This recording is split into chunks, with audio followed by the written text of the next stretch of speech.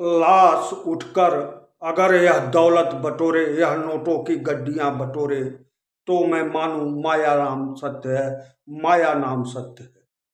यह एक किस्सा आध्यात्मिक पौराणिक कथा है जो जो किस्सा के रूप में प्रचलित है कि एक बार भगवान भोलेनाथ और पार्वती जी आकाश मार्ग से कहीं जा रहे थे और नीचे लोग एक अर्थी को लेकर श्मशान घाट जा रहे थे और कह रहे थे राम नाम सत्य है, राम नाम सत्य है।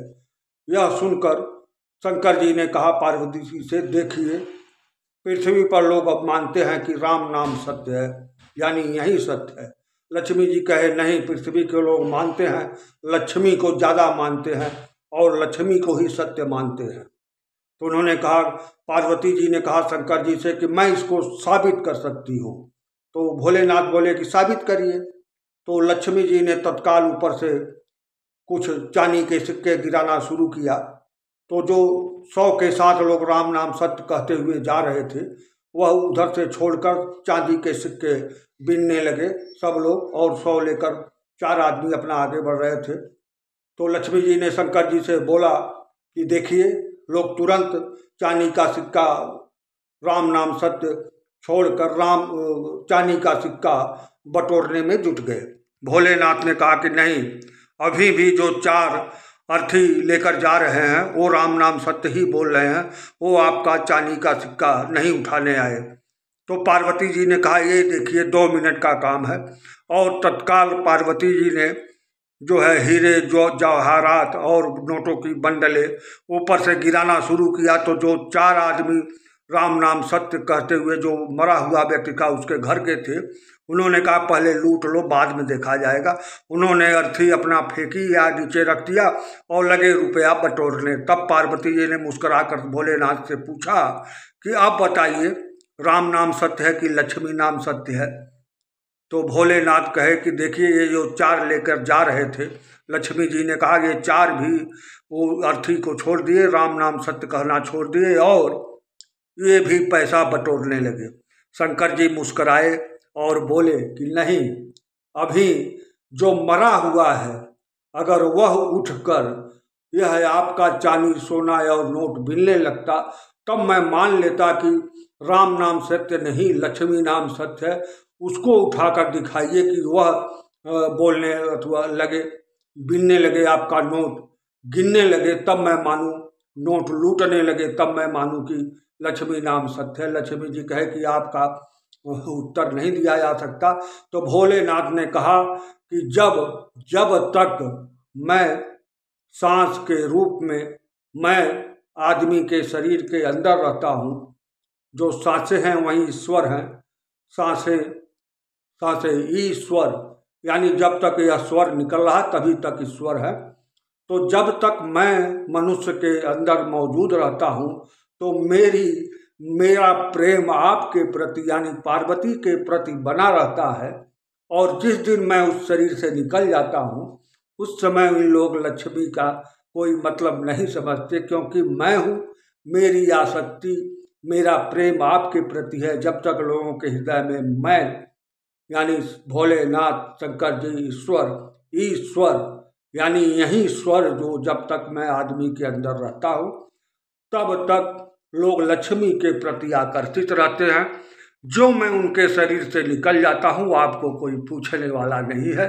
नहीं तो यह दिखाइए कि यह लाश जो अर्थी है, यह भी उठकर अगर रुपया बटोरने लगे, तो मैं मान जाऊंगा कि लक्ष्मी नाम सत्य है। पार्वती जी ने कहा, नहीं, आप सही कह रहे हैं।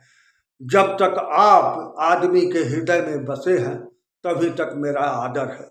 यानी यह सांसें, मेरे इस चैनल का नाम भी सांसें है। जब तक आपकी सांसें हैं यानी ईश्वर, जब तक यह स्वर बोल रहे हैं, मैं बोल रहा हूँ, आप सुन रहे हैं, यानी ईश्वर जब तक है, तब तक लक्ष्मी का महत्व है, सब चीज का महत्व है। ईश्वर जो ईश्वर बंद हुआ, लक्ष्मी या कोई भी चीज बेमानी हो जाता है। यह एक पौराणिक कथा है जो लोग तमाम बाबा लोग सुनाते हैं प्रवचनों में अपने। अब यह सत्य है या असत्य है, आप अपने जीवन को जब गौर से देखेंगे तब आपको पता लगेगा कि यह सत्य है या असत्य है। किसी के उपदेश पर, किसी के कहने पर, किसी की पढ़ी हुई बातों पर विश्वास मत करिए। आप अपने अपने जीवन को के पन्नों को पलट कर देखिए, आपको सब पता लग जाएगा। धर्मशास्त्र में बहुत बातें लिखी है। यहाँ तक लिखा है कि एक मनुष्य का जीवन पति पत्नी के बगैर अधूरा है। यानी एक पति अगर कोई भी धार्मिक कार्य करता है तो उसे स्वर्ग नसीब या पुण्य नसीब नहीं होता जब तक कि उसका स्वीकार नहीं करते ईश्वर, जब तक कि पत्नी साथ न हो। यहाँ तक धर्म की पुस्तक में लिखा है कि जब तक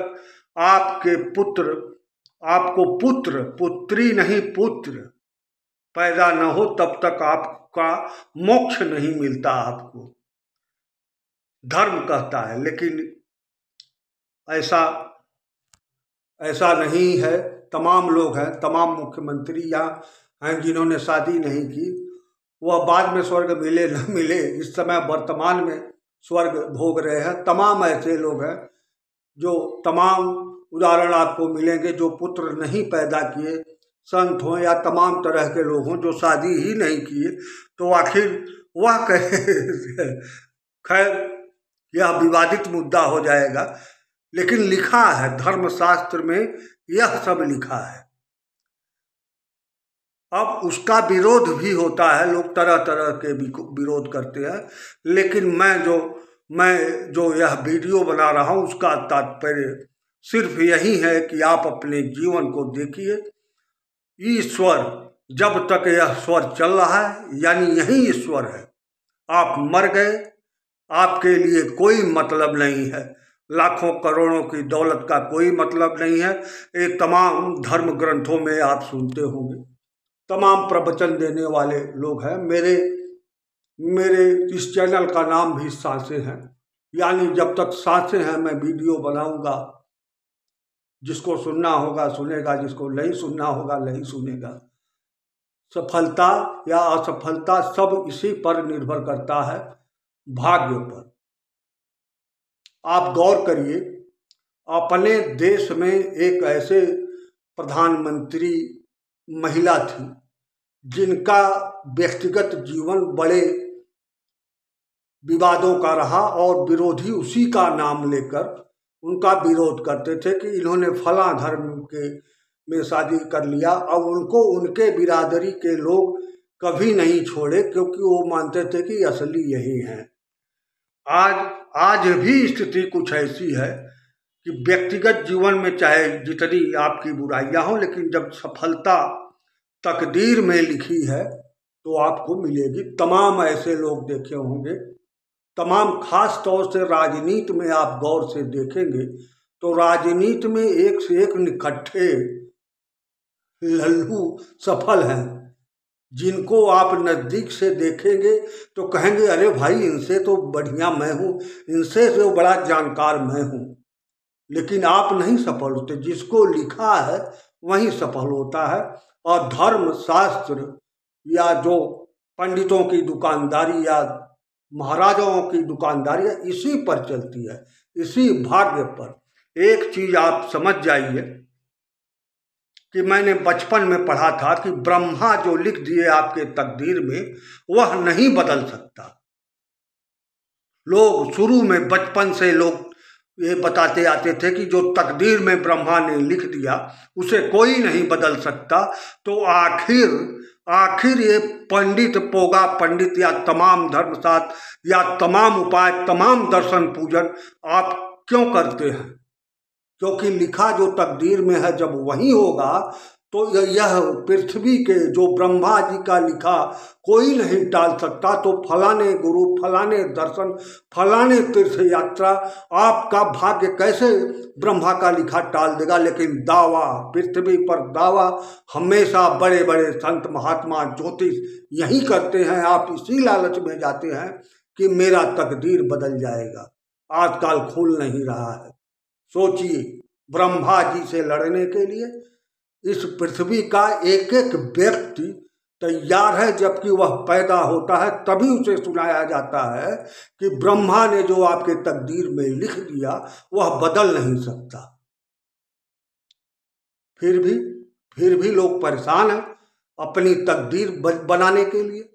बड़े बड़े मंदिरों, बड़े बड़े महात्मा, बड़े बड़े गुरुओं के पास लंबी लंबी भीड़ लगती है, लंबा लंबा दौलत का अंबार लगता है। इतना रुपया खर्च होता है धर्म के नाम पर, केवल अपनी तकदीर बनाने के लिए, उसी तकदीर बनाने के लिए, वही तकदीर बनाने के लिए जिसको बचपन में आपको बताया जाता है कि ब्रह्मा जी जो लिख दिए वह कट नहीं सकता। तो भला कोई ज्योतिष या कोई पूजा पाठ आपके तकदीर को कैसे बदल सकता है। यह जानते हुए भी यही होता है, यही है धर्म, यही है आस्था। ये सब रोकता है गलत कामों को, लेकिन करने वाले करते हैं। जब गलत काम करते हैं तो कहते हैं ईश्वर ने कराया। हमारा क्या दोष है। लोग अपने बचाव के लिए रास्ते निकाल लेते हैं। लोग पूजा पाठ करते रहते हैं। अब आप बताइए, पूजा पाठ करेंगे तब भी होना वही है जो ब्रह्मा जी ने लिख दिया, नहीं करेंगे तब भी होना वही है जो ब्रह्मा जी ने लिख दिया। तो क्या करें, पूजा पाठ न करें या पूजा पाठ ही करते रहे? कोई नहीं। इसलिए मेरे जीवन का जो मैं टैग लाइन जब आया, फेसबुक मोबाइल जब आया, तो उस पर मैंने टैग लाइन लिखा कि सफलता का कोई निश्चित फार्मूला नहीं होता, लेकिन इसी सफलता के फार्मूला बताने के लिए कितने लोग लाखों करोड़ों कमाते हैं। हर जगह धर्म गुरु, विज्ञान गुरु, ज्योतिष शास्त्र आपको इसी सफलता के लिए एक निश्चित मंत्र बताते हैं, एक निश्चित फार्मूला बताते हैं। यहाँ तक कि राजनीति में सफल होने किताबें लिखी जाती हैं। मैं कहता हूँ, मेरा टैग लाइन है जीवन का कि सफलता का कोई निश्चित फार्मूला होता ही नहीं है। लेकिन फिर भी आप इसको सुनते हैं और इसको बताने के लिए लोग, कितने लोग मालामाल हो गए, लोग लाइन लगा रखे हैं यह जानने के लिए कि आखिर सफलता कैसे मिलता है। कभी कभी भाग्य एक से एक लल्लू सांसद मंत्री ये मिलने बने हुए हैं, लल्लू, जिनको आप नजदीक से देखें कहेंगे कि अरे ये तो बहुत बड़े लल्लू हैं, अब मैं तो इनसे बहुत अच्छा हूं। यह बात मैं नहीं कह रहा हूं, इस देश का पूर्व प्रधानमंत्री चंद्रशेखर सिंह ने हमसे वार्ता के दौरान कहा था, हमसे नहीं तमाम मीडिया वालों से कहा था, हमसे भी व्यक्तिगत मैं चंद्रशेखर जी से मिला हूँ, इंटरव्यू लिया हूँ, उनका बातें किया हूँ, बहुत बातें किया हूँ, लीग से हटके किया हूँ, राजनीति से हटके चंद्रशेखर सिंह के साथ बैठा हूँ और बात किया हूँ। उन्होंने कहा, अपने एक इंटरव्यू में कहा था कि जब वह संसद में चुनकर पहली बार गए और बड़े बड़े नेताओं को सुने तो वो आश्चर्य से भर गए कि अरे ये मेरे आइकान थे, ये मेरे आदर्श थे, संसद में ऐसे ही बोलते हैं। उनको बड़ा आश्चर्य लगा कि जो हमारे आइकान हैं वह तो हमसे भी बड़े लल्लू हैं, हमसे बड़े बुद्धू हैं, मैं तो इनसे बहुत अच्छा हूँ। ऐसा आपको भी लगेगा, सबको लगेगा। लेकिन यही चीज में होता है भाग्य। कोई भी किसी भी नेता के आप नजदीक जाएंगे तो आपको बड़ा आश्चर्य लगेगा। किसी भी सफल व्यक्ति के नजदीक, किसी भी बहुत सफल व्यक्ति के नजदीक जाएंगे तो आपको यह लगेगा कि अरे इनसे तो मैं बहुत अच्छा हूँ।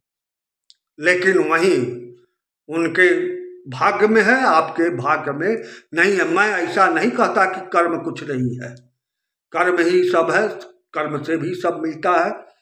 लेकिन धर्म शास्त्र की जो बातें बताई जाती हैं उसमें यह भी है कि भाग्य का बहुत बड़ा रोल है। अंतिम में मैं यही कह रहा हूं कि एक बार जो है कृष्ण जी ने से पूछा, कृष्ण जी ने जाकर उनसे पूछा भीष्म पितामह जी से कि पितामह यह बताइए, आप अपने पिता के सुख के लिए अपनी शादी नहीं किए तो पुत्र कैसा होना चाहिए? पुत्र बलवान होना चाहिए कि पुत्र? कृष्ण जी पहुँचे पितामह के पास और पूछे कि पितामह पुत्र कैसा होना चाहिए, धनवान कि बलवान? कैसा पुत्र होना चाहिए? पुत्र बलवान हो कि धनवान हो कि बुद्धिमान हो? पितामह ने कहा कि मैं नहीं बता सकता, इसकी जवाब आपकी बुआ गांधारी दे सकती हैं, जो इतने दिनों तक अपने आप पर पट्टी बांध कर रही। पितामह बोले तो कृष्ण जी ने कहा कि पितामह आप तो अपने बाप के लिए इतने आज्ञाकारी थे कि शादी नहीं किए अपने पिता के सुख के लिए, तो आप नहीं बताता है? मैं नहीं बता सकता कृष्ण जी, केशव आपकी बुआ ही इसका उत्तर दे सकती है। कृष्ण जी पहुँचे गांधारी के पास और यही प्रश्न दोहराए कि बुआ ये बताइए कि पुत्र कैसा होना चाहिए, धनवान होना चाहिए कि बलवान होना चाहिए कि बुद्धिमान होना चाहिए? गांधारी को एक सेकंड नहीं लगा जवाब देने में, और गांधारी ने कहा हे केशव, पुत्र न बलवान होना चाहिए, न धनवान होना चाहिए, न बुद्धिमान होना चाहिए, बल्कि पुत्र भाग्यवान होना चाहिए। केशव जी चकराए। गांधारी ने कहा कि मेरा दुर्योधन चक्रवर्ती राजा था, जहां पानी में पैर रख दे वहां कमल खिल जाता था। मेरे दुर्योधन के पास बल था, बुद्धि था, धन भी था, लेकिन भाग्य में हस्तिनापुर नहीं लिखा था, नहीं पाया। यही होता है भाग्य यही चंद्रशेखर जी ने देखा जब, तब कहा कि यहाँ जो मेरे आइकान हैं वह इतने हल्के तरीके से बोलते हैं कि मैं तो चकित रह गया। मेरा वीडियो बनाने का जो उद्देश्य है वह सिर्फ इतना है कि यह सांसें, मेरे चैनल का नाम है सांसें जब तक चल रही हैं ईश्वर, यह स्वर जब तक है तब तक ईश्वर है। यह स्वर जहां निकला तो हर कोई लाश है, और लाश कभी उठकर दौलत नहीं बटोर सकती। बस।